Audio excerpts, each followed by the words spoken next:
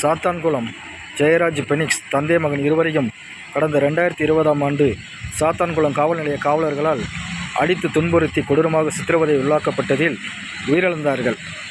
இந்த விசாரணையை மேற்கொண்ட நீதிமன்றத்தால் இந்த சம்பவத்தில் ஈடுபட்ட காவலர்கள் 9 பேர் மீதும் மரண தண்டனை, ஆயுள் தண்டனை உட்பட 1,30,00,000 அபராதம் விதித்துள்ளார்கள்.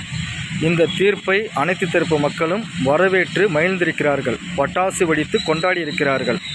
மரண தண்டனையே கூடாது என்று வலியுறுத்தக்கூடிய பெரும்பான்மையான பேர்கள் இது போன்ற மனித மிருகங்கள் இந்த நாட்டில் வாழ தகுதியற்றவர்கள். ஆகவே இவர்களுக்கு மரண தண்டனை கொடுத்ததே சரியான தீர்ப்பு என்று வரவேற்கிறார்கள். இந்த தீர்ப்பு ஆனது இனிவரும் நாட்களில் காவல்துறையினரால் எந்தவித கொடூர சித்திரவதைகளோ இல்லை சிறையிருப்பு மரணங்களோ ஏற்படாமல் இருக்கும் விதமாக நம் நாட்டு சாமானிய மக்களுக்கும் அனைத்து தரப்பு மக்களுக்கும் ஒரு பாதுகாப்பை ஏற்படுத்தும் விதமாக இந்த தீர்ப்பு குறிப்பாக காவல்துறையினர்களுக்கு அனைவரும் பார்வைக்கு சேர்க்கும் விதமாகவும் அவர்களுக்கு பாடம் ஏற்படுத்தும் விதமாகவும் இந்த தீர்ப்பை அரசு துறையினர் அவர்களுடைய பார்வைக்கு எடுத்து செல்ல வேண்டும். இன்னும் ஒரு இது போன்ற அசம்பாவிதம் இந்த மக்களுக்கு வராமல் பாதுகாக்க அரசும் ஆட்சியாளர்களும் முன்வர வேண்டும் என்பதை காந்தியவாதி சசி பெருமாள் ஆதரவு மது ஒழிப்பு போராளிகள் சார்பாக வலியுறுத்துகிறோம்.